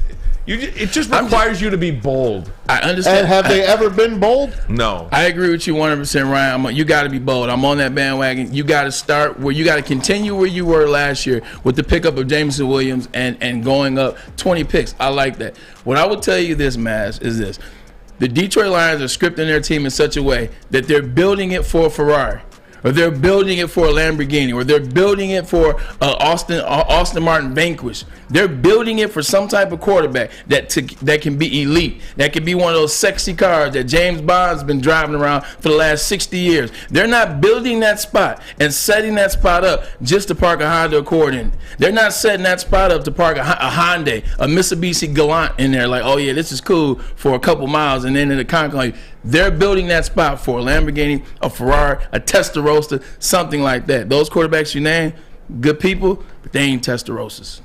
Yeah. I'm just telling you, it's the Lions. They never really make a big splash.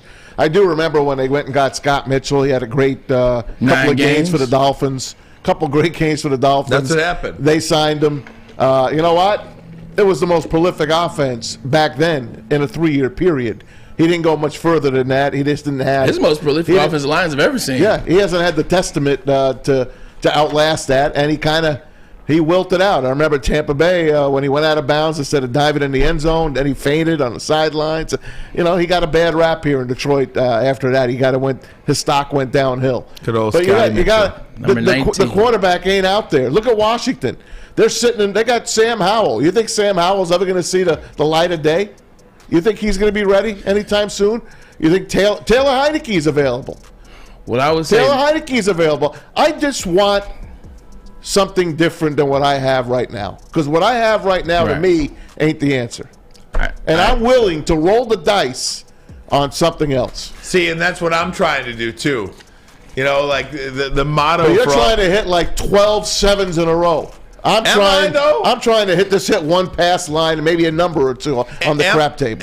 Am I trying to hit 12 sevens in a row? No, I don't think so. And what is the one pass line? Your pass line is go after Bailey Zappe? Yeah. Why would we bring in Taylor Huntley? Why would we choose to bring in a guy that the New England Patriots drafted in the 3rd round, but we're going to bring him in here because you said what? 4th round. Oh, excuse me, even worse. The 4th round, but we're going to bring him here and plug him into our system because he's going to be the guy. Or we're going to bring Mike White, a guy that was 4th round or not somewhere wrong there, and plug him into the system. He's going to be the guy. No, like you're looking for a guy to lead this system into the new age. It's not going to be guys that were 4th round draft picks for another franchise 2 to 3 years ago. Well, here's what you do. You bring a quarterback like that in as a bridge quarterback, and you draft someone when there's a good quarterback that you think can be good. So you're giving Bailey Zappe the keys to your team, the keys to your franchise. Bailey Zappe. He's not making any money. What am I giving him? Guys, you're giving him the head to the franchise. I'd rather have him than Jared Guys, Goff. I gotta get a break. Come right back. We can continue this discussion. Also get to the NFL and news regarding the Rose Bowl. We'll do it next. But first, a message from Guardian Alarm. They're your local security experts. Have been for over 90 years. The bad eyes see that black and yellow sign out in front of the house tells them one thing: stay out. Whether you are at home or on the road, they're 24/7 local monitoring. Make sure what is important to you stays safe. Call this number right here, 1-800-STAY-OUT. That number again, 1-800-STAY-OUT. Call them today. Tell them Woodward Sports sent you. It's back. Year 3 of Woodward Sports Stuff a Studio is here. The past 2 years, we've collected new unwrapped toys and stuffed our studio so we could hardly fit in it. This year, we're doing it even bigger. Join Woodward Sports and our whole family December 19th to the 23rd as we stuff our studio. While you're out shopping or just sitting on your couch ordering presents, make sure you grab one extra and drop it off at our studio, 15 Mile in Woodward and Birmingham. We'll be collecting toys around the clock to make sure every child in Mott's Children's Hospital feels the warmth of the holiday season. It's the time of year to do for others. Help us stuff our studio. Special thanks to all the wonderful elves at Meyer and Guardian Alarm for keeping the toys safe. Stuff a Studio 2022 with Woodward Sports. The sports marketing agency would not be who we are without great community partners like Higuera Health and Carol Zuniga. It's an awesome opportunity to partner with your organization. Higuera Health is a comprehensive behavioral health organization. We serve children through older adults with mental health, substance use, and developmental disabilities across Western Wayne counties, and really excited to now be in downriver communities as well. Give us a call at 734-458-4601. We aren't quite sure if they consume more beer or sports. Either way, the heavyweights are here. Live on Woodward Sports, daily 5 to 7 p.m. It's Big Boy! Big Jim! It's not the Slim Jim anymore. It's the Big Jim. You got to get there for the new loaded burgers and fries, the chili cheeseburger, the bacon blue burger. How about those fries? Chili cheese fries, nacho fries, baked potato fries. Satisfy those taste buds with Bailey Zappe and Big Boy. Guys, I wish we were on during the break. I mean, Maz, I gotta tell you. I gotta tell you. Chris Collinsworth? I gotta tell you. Hey, Chris Collinsworth. Oh, you see the jokes are coming. Now he's deflecting because you know we're right. I gotta tell you. I'm not deflecting. I'm serious. I'm not, and that makes it even worse. That makes it even worse. I'm trying to tell you about how I want Lamar Jackson here. And he goes up. And you're coming to me saying Bailey Zappe. Oh, excuse me. Mike White, too. Mike White. I mean, these guys have played. And I want to go out with Kristen Harper. All right, but I'm not going to go out with her. There's no chance for me to go out with her. Baltimore trades him. No. John Harbaugh is in love with Lamar Jackson. John Harbaugh might not even be the head coach next year. Yes, he will. Baltimore's one of the steadiest teams in the league. They've had a couple of bad runs. They've lost some great players. Look at their record. Look at their record. I see it, man. Lamar Jackson's got one playoff win. He's been to playoffs 4 times. He's got 3 early exits. He's got 1 second-round appearance. They did make the playoffs last year, and they did make the playoffs 5 years before that. John Harbaugh's in trouble. If you fire John Harbaugh, I would shoot Dan Campbell to get John Harbaugh. You can say what you want, and once again, maybe that's a situation. Maybe that's something that happens. Wouldn't that be something? That's something that happens, but I'm telling you, look at the track record. Look at what's going on there in Baltimore. I'm just saying, I'm watching it. John Harbaugh's not as young as you guys think. Now here's here's why I'm rooting against Baltimore, though. This is why I'm rooting against Baltimore. I mean, if they win the division or make it in as a wild card and they lose in that first round, if they can't win with Lamar Jackson and they've got Tyler Huntley there, why wouldn't they move him? Come on, we'll take him. Yeah. Come on. That's kind of what I'm rooting for. I love Lamar Jackson so much, but I want him to fail this year so that my hope, my dream comes alive. But your dream may come, and I believe because they do have Huntley there on the.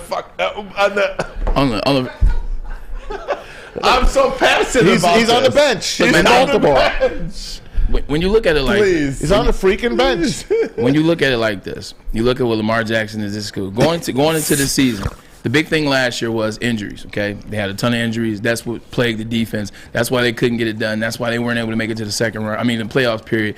Then it was, the running game. All the running backs were hurt. J.K. Dobbins, ACL. Gus Edwards, ACL. They bring in Lamar, and the list goes on. And injuries. Going into this year, it was everybody's healthy. This is going to be the run, but we're not going to pay Lamar Jackson. Lamar Jackson tried to lobby for the cash early on in the season. Well, now, Lamar Jackson's not playing so well, man. Right. Lamar Jackson's not playing so well, Ryan. Like, Lamar Jackson isn't playing to the tune of that $250 million guaranteed that he wanted. The same as Deshaun Watson. Did you see that reporter call him out this past weekend? And he went after that reporter on Twitter. Well, good for him. He took it down because they told him, hey, take it down. But the reporter was like, hey, let this guy walk. He's not worth $250 million. And he's like, hey, you never even played football. I wanted to go into it. But so it got to him. But I was happy he did that, though, because at the end of the day, he's done everything right, and all of a sudden, so they've been waiting for him to falter so that they can say, see, he doesn't deserve that $250, and then it got to him. It got under the skin. I'm just thinking that it's not happening for him. It's not looking as good as it did early on in the year. They're losing games. Facts. They may have a chance to, once again, not make the playoffs again. Now you look at him. You're not going to pay him $250 million. He doesn't want to play for anything less. You might have a situation where you got to move him. You might have to move him. So I think that's what plays in. That's what could play in for Ryan's scenario to work. The best way for that scenario to work, they don't make the playoffs this year. Lamar Jackson continues to play if you will, for him, just to be okay. And then they look at the situation in January and say, hey, look, maybe it's best if we do move him and get some bang for our buck and have Tyler Huntley for right now. Ryan, get that Jared Goff paper out that I sent you. Got it. Read me the numbers on Jared Goff, because if they're going to keep this guy, they better renegotiate his contract. Well, okay, so here's the deal. Jared Goff is signed through 2024, so that's 2 more seasons. In 23, which is next year, he'll make $30 million. In 24, he'll make $31 million. But there's no guaranteed money left on Goff's deal after this year. This is from ESPN.com. If the Lions cut Goff after this year, before January, he would only be $10 million of dead cap money, which could be all in 2023, or you could split it up. $5 million in 23, $5 million in 24. So that's nothing. So they could get rid of Jared Goff this year if they wanted to. Cut him. No, you can't cut him because you have no other quarterback. You got nobody else, and I wouldn't. I'm talking about before the last game. You can. Well, for the $10 million. You said for the $10 million. There's a cutoff day in January where he'll get an additional $5 million before the new league year starts. Okay, before the new league year starts. So after this season is over, if they decide to part ways with him, they only owe him $10 million. Right. Now, if they want to keep him, do you want to pay him $30 million, or are you going to tell him, oh, come on, man, we're not paying you $30 million? But you know who would? Who? Carolina. No. Indianapolis. No. Houston. No. Not Cleveland. I don't know. There's a million teams that are looking for quarterbacks. Always. Every year. If you cut him in January, I guarantee you Houston picks him up and they draft Will Anderson. Maybe so. Yes. It's just, I don't know. It's very interesting. I think there's a quarterback league, and Jared Goff, obviously the best case scenario would be if he just kind of went 5-1, 6-0 over the next stretch here. And sorry, man. Fletch just flipped the board on me. I can't continue. this segment any longer. What did he do? He just flipped the board on me. How come? Look at this. Oh, God. Show him, play. There it is. Come on, man. Come Look on, at man. this. All right, let's talk about custom. Hey, we'll go around the NFL next. It's like Sherman Let's talk Clump right about there. custom health centers. Talk about all Who's the that ways. guy over there? This is how I looked before custom health centers, and this is how I look I thought after that was custom Shallow health Hal centers. for a minute. Right, absolutely. Custom health centers, man, they can really take the willpower out of weight loss. What is it? It's a customized approach to how your body and how you react and what you need to weight loss. They have helped over 20,000 people lose all kinds of weight, whether it's 20 pounds, 200 pounds, whatever the case may be. You can start losing weight today. All you got to do is call Dr. Jason at Custom Health, 844-789-THIN, 844-789-THIN. Custom Health Centers, the place to go.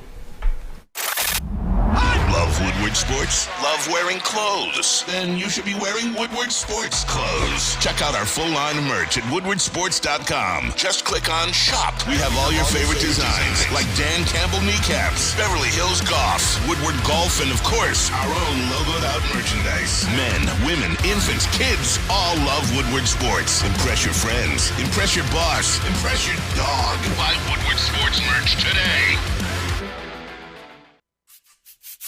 You don't have to go to the beach, man. You don't have to get your butt crack full of sand. You just need a little chili peppers, man, to get that glowing beach chili peppers tan. Woo! With 26 locations in the Metro Detroit area and more coming, Chili Peppers Tanning is where you'll find the cleanest salons in the D. Join the Pepper Club for the best deals on unlimited tanning. Head to chilipepperstanning.com. You just need a little chili peppers, man. We don't like to brag that we are the toughest sports network in Detroit, but we do have a guy named Darren McCarty on our side.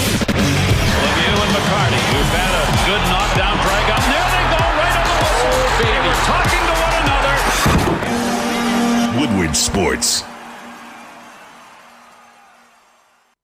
Yo, time to talk about my man Mike Phillips down there. Keller Williams legacy in Dearborn. 23 years in the game. That's why he's number one. Whether you want to be a player or a fan, helping you buy or sell a home is his top priority. And they do it in the family vibe. The community vibe is so dope over there in Dearborn. He's about results. He will get you the results you need. And guess what? He'll do it with a smile on his face because that's the type of guy he is. 313-403-0011. You want to get tight? You want to be right? Go to my man Mike Phillips. Ooh, look at that, Bray. Hey, I'm trying to get my Ermanni on right now. Can you imagine Lamar Jackson throwing to Amon-Ra St. Brown and Jamison Williams, by the way, with DeAndre Swift in the backfield? Can you imagine RPO with him and DeAndre Swift? Oh, my gosh. Sorry, guys. Behind that offensive line? I digress. Oh, my God. That's why I'm saying, man, you're a Lamar Jackson away from winning the Super Bowl. You mean Mike White? Bailey Zappe. They got to get the D right straight. At least they're Lamar Jackson away from being a pretty damn good What if team. you draft Jalen Carter or who knows? Will Anderson? Let's see how they turn out. Very good. Okay, All right. Let's go around the NFL, shall It's we? not like you got Micah Parsons here or nothing. Right. Yeah. All right, around the NFL. Hey, Deshaun Watson, you're back this weekend. The Browns at the Houston Texans, of course, his old stomping ground in Houston. Well, Tony Busby, the lawyer for the accusers against Deshaun Watson, has said up to 10 of these women will be at this game, basically saying, we're still here, Deshaun. Will they be at the game where they be supporting? Like, I don't understand what's going on with this. It's very interesting because everything was all about Deshaun Watson. Everybody was protesting, and it was this, and it was absurd and all that before the season started. Now here we are. He's reinstated. I haven't heard anything. Everybody's moving on business as usual. It's going to be interesting to see how this plays out, but I think it's over with. And you heard what they said in terms of the cases. It doesn't matter how many new cases come out while this season is going on. They already capped it, and he won't miss any games regardless moving forward from this week to the next week to the next. And they're even kind of sort of weirdly in playoff contention. So success makes everybody forget. So we shall see. And I think one of the only curious aspects about this right now moving forward. How good can he be? That alone, I mean, he hasn't played a game in nearly 2 years.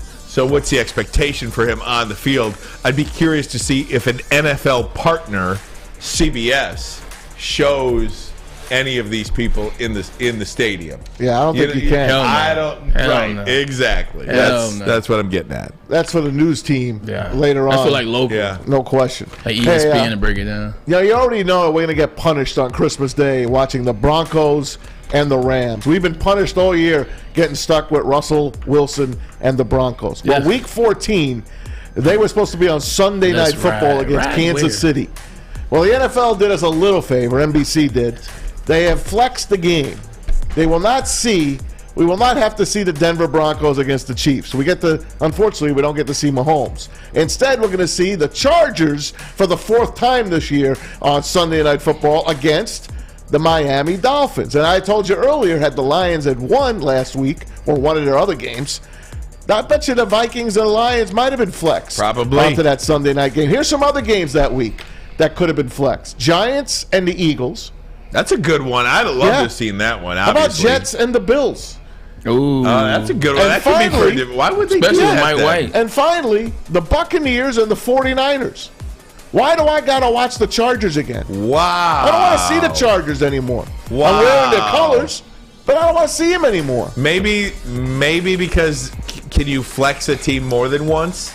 Yeah. You can? Of course. I mean, I guess you could. Maybe you don't want to see the Bills. And none of these games are like the game of the week on Fox or CBS. The games I've given you. Wow. Speaking of the Dolphins for 2 seconds, can I point out a game this week that I think is the most important game the season has had so far?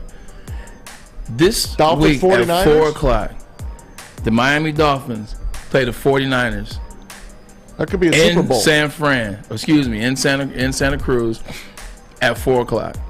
This is the most important game, I think, of the season right now. You look at the Miami Dolphins, everybody's trying to figure out what the Miami Dolphins are. Everybody's trying to figure out how legit Tua is, how legit this new threesome in Miami, this three-headed monster of Tariq, Waddle, and Tua. How good are they? And everybody's also trying to figure out, can Jimmy G, is this the year for Jimmy G? Can Jimmy G win the Super Bowl this year? How good is that 49ers team? Is this the best team in the NFC? Can they knock off the Eagles? This is that game. You got Mike McDaniel going against his former team and the 49ers. I think this is the most important game so far the NFL season has seen, and I think the Dolphins are going to win it. Could be. Can you quickly in the NFL? Yeah. Who are you rooting for this week between the Commanders and the Giants? Giants 7-4, Commanders 7-5. Well, I'm never rooting for Washington. I'm against my Giants. If you're a Lions, Commanders. If you're a Lions fan, you got to be rooting for the Commanders so that you can get that spot, right? Okay, yeah. I mean, they're both in the playoffs right now. Washington's 1 game over, and the Giants are 3 games over. So if you're a Lions fan, rooting for playoffs, you're rooting for the Commanders. For the Commanders. Okay, and then are you rooting for the Rams or the Seahawks? Seahawks. Wow. I would like the Seahawks. Seahawks for the picks. Seahawks for the picks. The Rams win. You want to knock the Seahawks out of the playoffs. You know what I mean? But they played Seahawks twice. Yeah, I know. So you want to split? Nah, I think it's about because once again I think it's about the picks, because even if let's say somehow the Lions made it to the Super Bowl, Jesus Christ, made it to the playoffs, we can agree that they're getting destroyed. Well, never mind. I'm not agreeing with you guys. I know you guys are going to find a reason for the Lions to win. But I think if the Lions make it, it's like some limp in make it, and they get limped right the hell back out of there. So I would rather get the pick. I'd rather get the best pick and be ready for next year. I agree. Yeah. And let Seattle make the playoffs if they want, and then Lions are next year. Comes down to the Giants. Just win some games.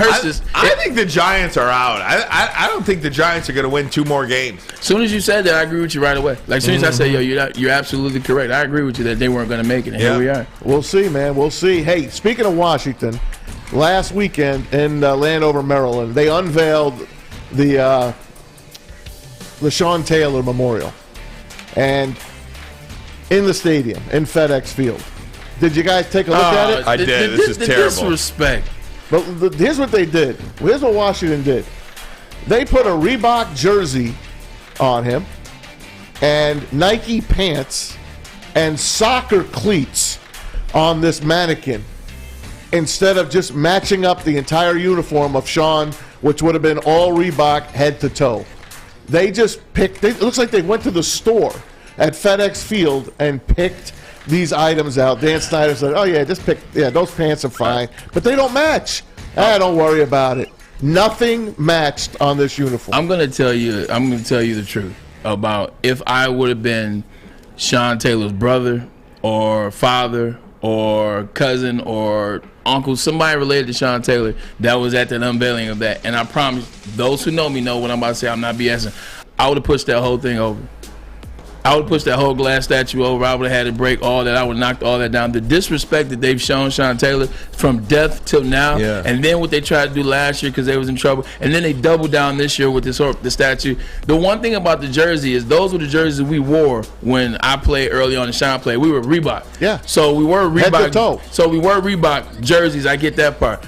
But the fake mannequin, the pants that are the soccer cleats. I think the soccer cleats were more offensive than anything. No, the mannequin itself. Those are the mannequins that you see inside the NFL store on Park Ave or the Nike store on Park Ave in New York, or when you're shopping. Those are the mannequins you see. Like, how do you just keep disrespecting somebody's legacy? Like, at every turn, you have disrespected Sean Taylor's legacy.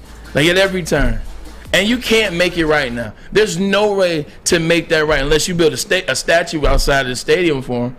Like, and I think you're almost in that kind of that realm where you might have to do something along those lines. Like, it's terrible disrespect, man. They're going to knock that stadium down in a few years anyway and I'm saying rebuild like it. Yeah, so hopefully they'll do it. They'll do him a little justice. Hey, you know who got a new job as a head coach? Who's that?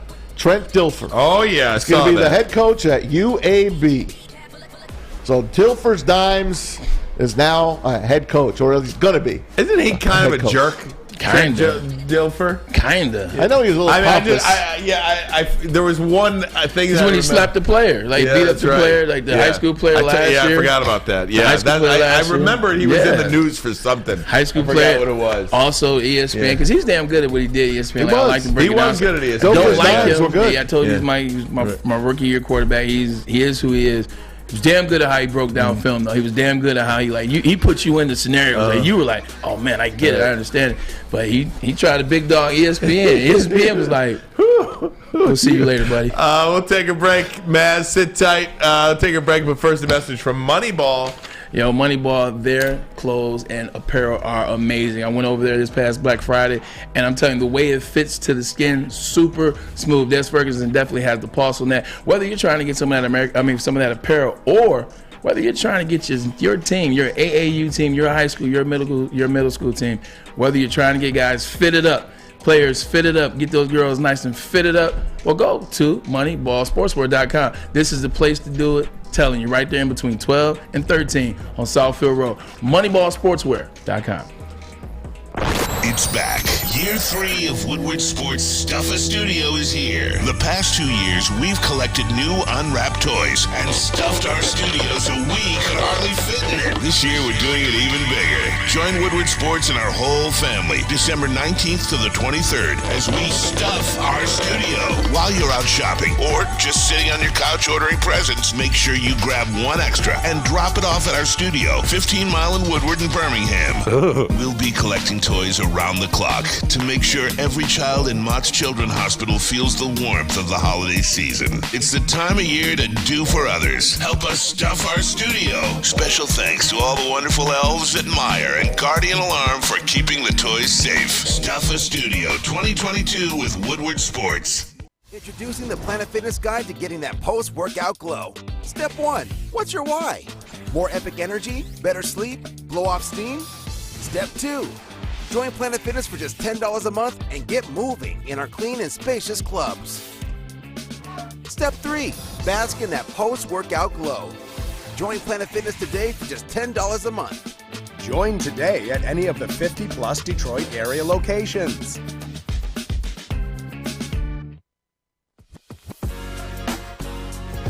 What's a winter wonderland if you can't shop, eat, and play? Lucky for you, you can do it all at the Downtown Detroit Market, Cadillac Lodge, and the new winter version of the Monroe Street Midway, all located just across the street from Campus Martius Park.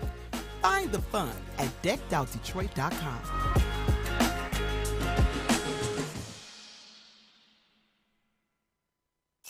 The only sports network in Detroit that starts with a W. You know, because we win. Woodward Sports, Detroit's winning sports network. With the holiday season here, Swiss Insurance wants to remind you that to insure those gifts of jewelry or collectibles, because guess what? We know some gifts are about to be brought this holiday, this Christmas coming up, some jewelry, some watches, some diamonds, some necklaces, all those kind of things. But you know what? In the last 2 weeks, Swiss has saved its clients an average of 26% on their insurance premiums while increasing coverage. That's a lot of money to free up for the giving season. Got to have some money to give some money. Happy Thanksgiving and happy holidays from Swiss Insurance Group. Guys, one of the big stories we're going to be following tomorrow is apparently the college football playoff has given the Rose Bowl a deadline of today to decide whether or not they want in on expansion in the 2024 season. Without agreeing to terms, it could be excluded from the New Year's 6 rotation in the next contract. That is from Heather Dinich, ESPN College Football. I think it's a crime that the national championship game is being played at SoFi Stadium in Los Angeles and not the Rose Bowl this year. I mean, can you imagine? I think that is criminal. I think that is terrible. Well, they went to the brand new shiny toy. I think it's terrible that you're playing at the national championship game in Indianapolis last year and not the Superdome or the Orange Bowl or something like that. If you're really taking all tradition away from college football. I mean, fine. Who's paying? Yeah, I disagree with that from the standpoint. If it's the national championship game, like the national championship has been its own game now for about the past 5 or 6 years, 7 years maybe. So like the fact it's the national championship game, I don't really have a problem with it. I mean, it's fun. You're going for the national championship experience. You're going for your team and other team. To go to SoFi, I think is dope. I think the Rose Bowl, UCLA, Pasadena, it no longer has that lore anyway. So you're talking about the national championship game.